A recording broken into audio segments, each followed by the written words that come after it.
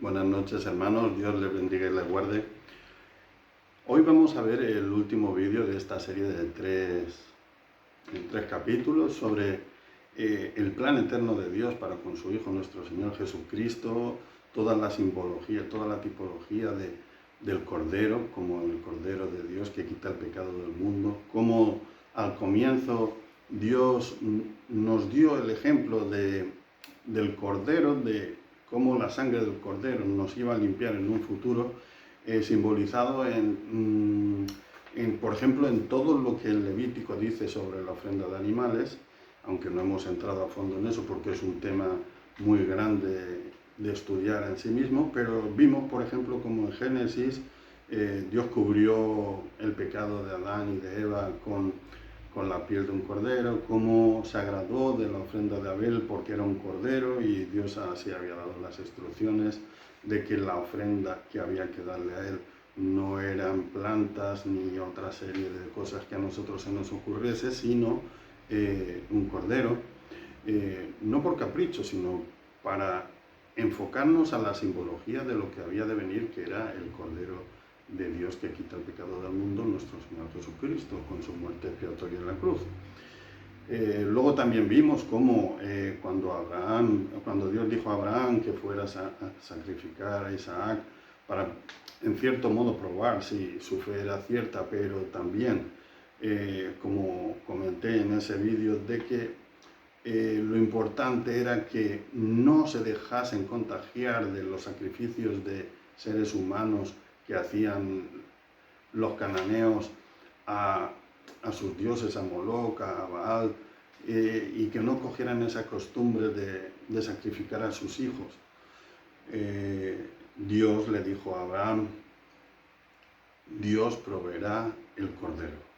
Entonces ahí Dios ya lanzó esa profecía a través de Abraham que Dios proveería el cordero que quitaría el pecado del mundo. Luego también vimos como en Éxodo, cuando Dios iba a sacar al pueblo de Egipto del mundo de pecado, dijo a Moisés que matasen un cordero, que pintasen con su sangre las columnas y dinteles de sus casas, y que él, cuando viniera a traer el castigo sobre Egipto, él vería la sangre del cordero y pasaría por alto. Yo pasaré por alto porque yo veré la sangre de mi hijo. Bueno, no era la sangre de un cordero, pero era la sangre de su hijo. Y vimos como también había un aspecto legal, jurídico, de perdón de los pecados en la sangre del cordero, pero también algo orgánico que es que tenían que comer también el cordero, que Cristo había de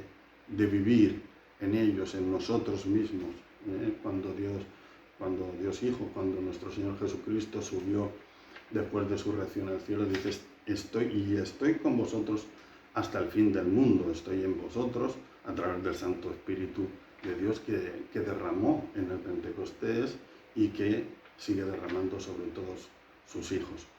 Entonces, una vez visto todo eso, que correspondía desde el Génesis hasta el sacerdocio levítico y la llegada de nuestro Señor Jesucristo, en el anterior vídeo vimos cómo finaliza el sacerdocio levítico por la rama de Aarón cuando llega nuestro Señor y comienza el más excelente sacerdocio por el orden de Melquisedec, en el cual nuestro Señor Jesucristo es sumo sacerdote eterno y que con un sacrificio una sola vez y para siempre limpió nuestros pecados sin necesidad de hacer continuas ofrendas de corderos para ir quitando el pecado de los hombres.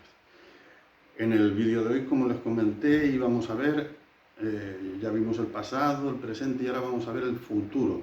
¿Qué nos cuenta la palabra de Dios en Apocalipsis sobre el Cordero de Dios en el Apocalipsis, lo que viene próximamente en el futuro para todos nosotros? Y son solamente 3 textos de Apocalipsis que paso a leerles y a comentar brevemente. En Apocalipsis capítulo 5, versículos del 6 al 10 dice, y miré y vi que en medio del trono y de los 4 seres vivientes y en medio de los ancianos estaba puesto un cordero como inmolado, fíjense, estaba nuestro Señor Jesucristo, pero dice que había un cordero como inmolado. Eso es para que entendamos toda la simbología desde Adán hasta el Apocalipsis. O sea, allí había un cordero como inmolado, nuestro Señor Jesucristo, que tenía 7 cuernos y 7 ojos, los cuales son los 7 espíritus de Dios enviados por toda la tierra. No es que haya 7 espíritus santos, sino que el Espíritu Santo tiene 7 aspectos, por eso dice 7 espíritus de Dios, igual que el candelabro judío tenía 7 ramas, ¿no? Entonces es como 7 aspectos, no es que haya 7 espíritus santos, pero es muy importante que veamos que dice que allí, en medio del trono y delante de los 4 seres vivientes y de los ancianos, estaba un cordero como inmolado. Y vino y tomó el libro, o sea, fíjense, ese cordero vino y tomó el libro de la mano derecha del que estaba sentado en el trono, o sea, de su Padre, de nuestro Dios Padre. Vino el cordero inmolado, como inmolado nuestro Señor Jesucristo, que ya había sido crucificado, y tomó el libro de la mano derecha de su Padre. Entonces, y cuando hubo tomado el libro, los 4 seres vivientes y los 24 ancianos se postraron delante del Cordero,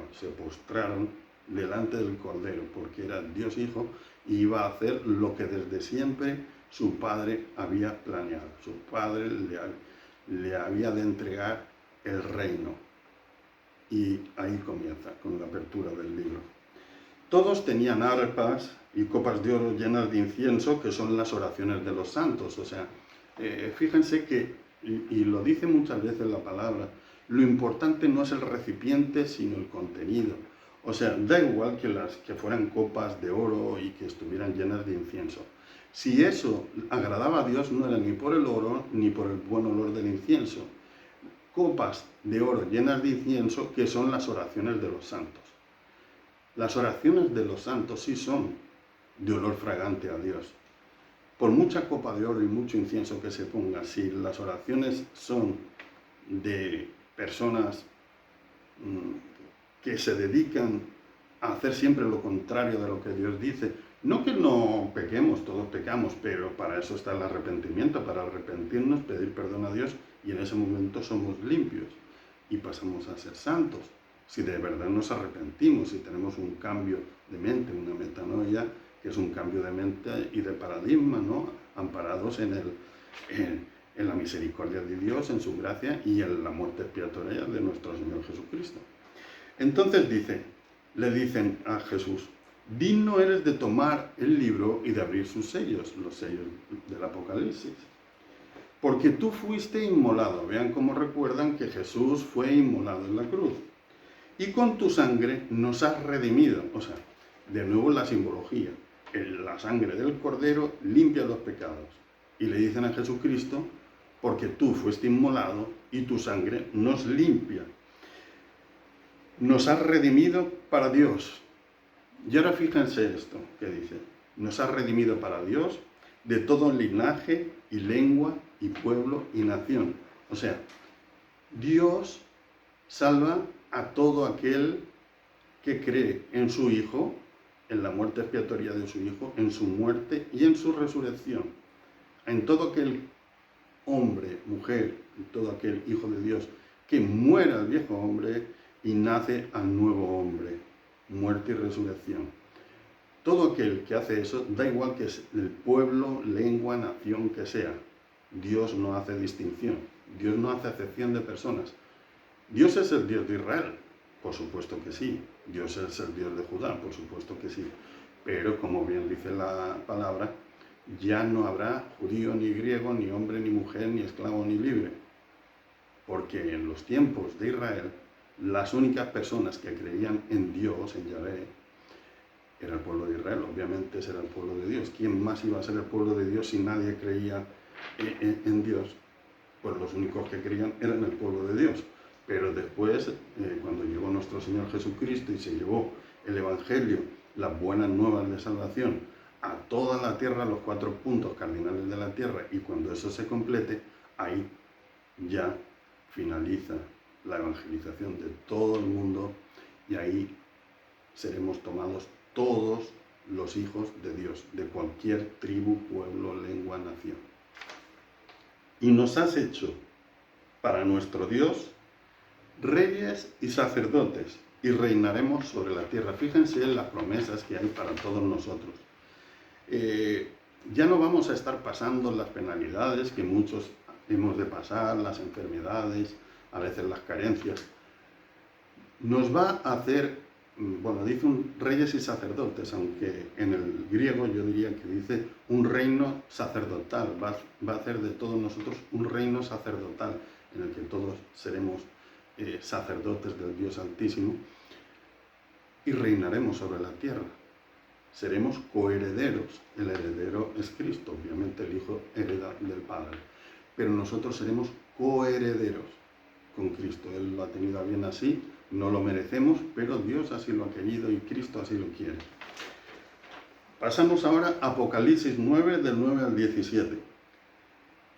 Dice: Después de esto, miré y aquí una gran multitud, la cual nadie podía contar, imagínense, de todas naciones, tribus y pueblos y lenguas. De nuevo hace hincapié en esto. Antes era Apocalipsis 5, ahora es Apocalipsis 9, pero vuelve a hacer hincapié en esto.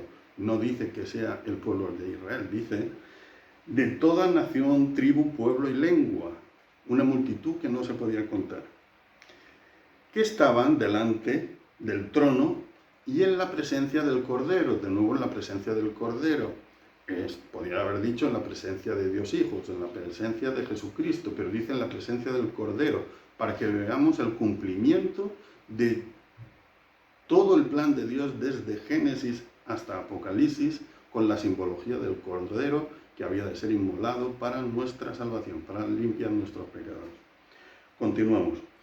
Dice: estaban delante del trono y en la presencia del Cordero, vestidos de ropas blancas y con palmas en las manos, y clamaban a gran voz diciendo: la salvación pertenece a nuestro Dios que está sentado en el trono y al Cordero. La salvación pertenece a Dios y al Cordero. A Dios porque somos salvos por su gracia, por su misericordia, y al Cordero porque hizo ese sacrificio por nosotros, no solo de morir por nosotros, sino de tomar nuestros pecados con Él en la cruz, y no solo de morir y limpiarnos, sino también de resucitar y darnos vida eterna. Y no solo eso, sino de estar intercediendo por nosotros a la diestra del Padre. Y no solo eso, sino también de derramar de su Santo Espíritu para que nosotros estemos capacitados para vivir como Él vivió. Y no solo eso, sino que vendrá a rescatarnos, a tomarnos con Él, para llevarnos con Él en las nubes. Primero los que duermen en estos momentos, no precederemos a los que duermen, y resucitarán todos los que murieron en Cristo, y juntamente con nosotros seremos arrebatados con Él. Fíjense todo lo que ha hecho Cristo por nosotros, ¿no? Es cierto que es una gran cosa lo que hizo muriendo en la cruz por nosotros, pero es que no solo hizo eso. Murió en la cruz por nosotros, resucitó por nosotros, ascendió para mediar por nosotros, ha derramado su Santo Espíritu por nosotros, va a volver a por nosotros, va a reinar con nosotros. O sea, es impresionante. Yo solo doy gracias a Dios de que haya tenido a bien darse a mí a conocer, que yo lo haya podido conocer gracias a Él. Yo no he tenido que hacer nada, solo he tenido que aceptarlo y dar gracias y arrepentirme, pero es que me lo ha dado Él también, el arrepentimiento, y me ha dado Él la fe.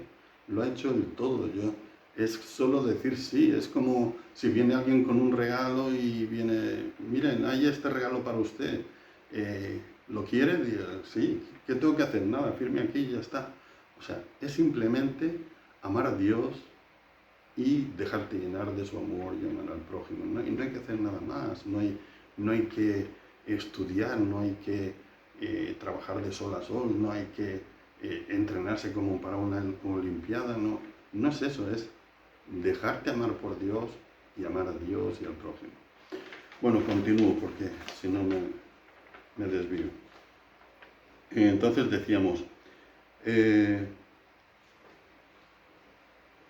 Decía, aleluya porque, dice, sí, perdón, que le había dado la vuelta a la hoja, disculpen. Dice, la salvación pertenece a nuestro Dios que está sentado en el trono y al Cordero. Entonces uno de los ancianos habló diciéndome, estos que están vestidos de ropas blancas, ¿quiénes son y de dónde han venido? Y yo dije, tú lo sabes. Este es Juan hablando con uno de los ángeles. Dice, ¿y qué le contesta? Dice, estos son los que han salido de la gran tribulación y han lavado sus ropas y las han emblanquecido en la sangre del Cordero. En esta frase hay multitud de cosas que nos dan información, por lo menos yo veo tres.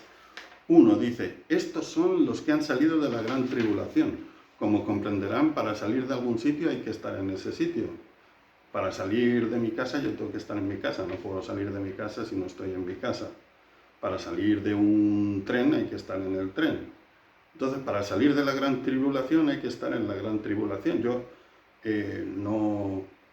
no quiero discutir sobre ese tema, pero no sé cómo puede alguien salir de la gran tribulación sin estar en la gran tribulación. Entonces, estos son, esa multitud de ropas blancas son los que han salido de la gran tribulación. Primera enseñanza. Y han lavado sus ropas. Hemos lavado nuestras ropas, pero ¿cómo?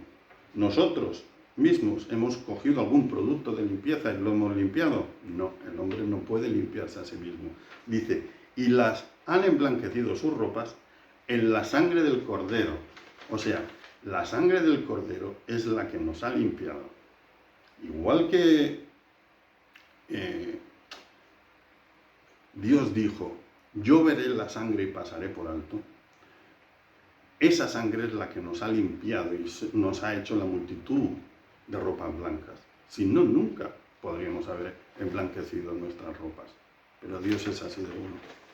Continuamos.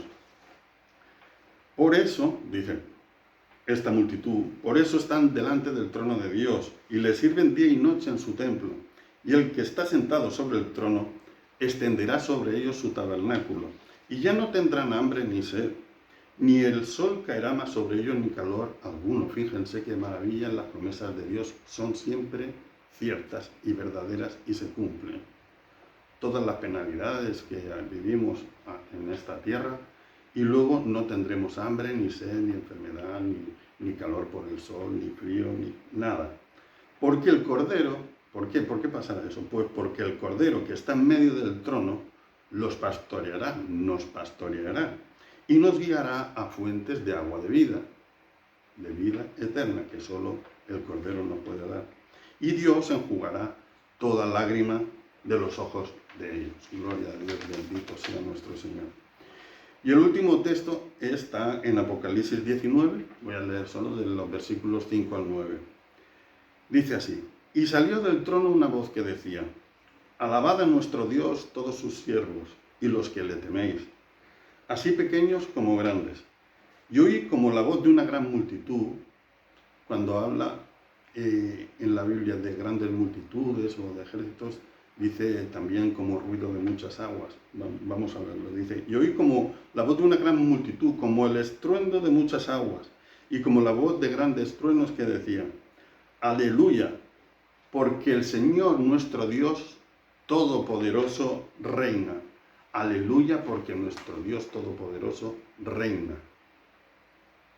Nuestro Señor Jesucristo viene en su segunda venida para reinar. Vino como Cordero a cumplir su misión, pero ahora vendrá como el León de Judá a reinar. Y es tan bueno que querrá que reinemos con Él. Somos sus siervos, eso no lo perdamos nunca de vista, pero es tan bueno que quiere que reinemos con Él. Dice, ahora ya os llamaré mis amigos. O sea, como alguien como Dios, ya sea el Dios Padre, Dios Hijo, puede decirnos que ahora somos sus amigos. O sea, el amor de Dios es infinito. Continuamos, dice, gocémonos y alegrémonos y démosle gloria. Claro que sí, hermanos. Regocijaos, os digo de nuevo, regocijaos Eso tenemos que tenerlo siempre en cuenta, porque las promesas de Dios son siempre verdaderas. Dice, gocémonos y alegrémonos, démosle gloria, porque han llegado las bodas del Cordero y su esposa se ha preparado. ¿Qué son las bodas del Cordero? ¿Y cómo se ha preparado su esposa? Su esposa somos nosotros, la iglesia, siempre se ha hecho esa simbología. Ustedes recuerdan cuando Juan el Bautista dice, es necesario que yo mengüe para que él crezca. Yo solo soy el amigo del novio. Nosotros somos la novia, la iglesia, que espera al esposo, como en la parábola de las vírgenes que estaban esperando al esposo. El pueblo de Dios, la iglesia, es la esposa y el esposo es Cristo. ¿Y cuándo nos casaremos con él? En las bodas del Cordero. Entonces dice así, y dice, y su esposa se ha preparado. ¿Qué quiere decir que su esposa se ha preparado? Nosotros nos hemos preparado, nosotros nos hemos dejado preparar. Una tarea que ha necesitado de siglos y siglos y siglos, porque somos de dura cerviz y nos hemos resistido y resistido y resistido. Pero Dios es bueno y no retrasa su promesa, sino que quiere que todos sean salvos. Y por eso es que ha tardado tanto tiempo en ocurrir esto. Pero nuestro Señor ha preparado a la esposa. Su esposa se ha preparado, ha sido preparada por Él. Y a ella se le ha concedido, fíjense, una esposa que fue creada con vestiduras blancas en el Edén. Digamos, ya preparados para casarnos con nuestro Señor Jesucristo. Pero las manchamos. Ya desde un comienzo las manchamos, las llenamos de suciedad. Claro, uno piensa, madre mía, me fueron dadas unas vestiduras blancas para casarme con mi esposo, pero me he llenado de barro y de porquería. Ya nunca me voy a poder casar con él. Eso sería lo lógico, pero no. Dios es amor y Él tuvo a bien ser misericordioso con nosotros, darnos nueva oportunidad. Y Jesús, su Hijo, tuvo a bien sacrificarse por nosotros y darnos otra oportunidad. Y con su sangre ha limpiado nuestras vestiduras.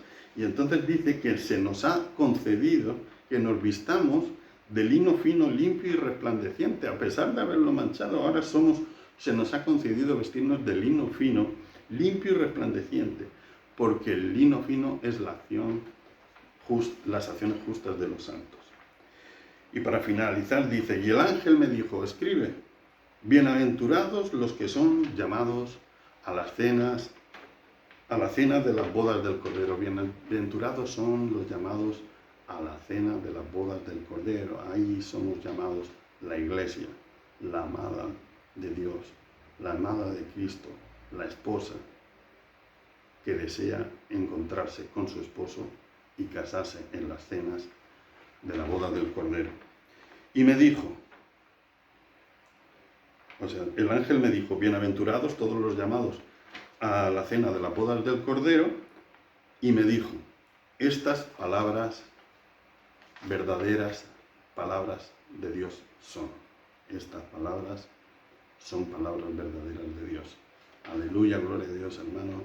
No he visto nada más bonito que esto, ver cómo Dios nos ha preparado un futuro eterno junto a Él, reinando junto a Él, cómo ha preparado nuestra redención, cómo se ha entregado su Hijo unigénito al que amaba. Recuerden la simbología esa de Abraham e Isaac cuando le dice, entrégame a tu Hijo unigénito al que amas. Claro, obviamente Dios no lo exigió, porque no era ese el cordero que había de ser inmolado, no el hijo de Abraham, unigénito al que amaba. No, era el unigénito Hijo de Dios al que amaba, fue el que fue entregado para perdón de nuestros pecados. Bueno, hermano, no quiero alargarme más, simplemente decir que este es un tema precioso, que no se suele tratar mucho, porque está desde Génesis hasta Apocalipsis, pero en el que podemos ver cómo el plan de Dios es perfecto, cómo el plan de Dios es amor, cómo desde un principio a veces cosas que no entendemos de por qué se sacrificaban corderos, que por qué pedía a Dios a Abraham que sacrificara a Isaac, como una simbología que obviamente no le pidió que lo llevara a cabo, sino que le dijo que él proveería el cordero. Como todas esas cosas, desde Génesis hasta la segunda venida de nuestro Señor Jesucristo, han sido un plan perfecto de Dios. Solo nos queda que alegrarnos por su misericordia, por su bondad, por su amor y por habernos regalado todo esto sin merecerlo. Bendito sea nuestro Señor. Dios les bendiga a ustedes también y que tengan un muy buen descanso.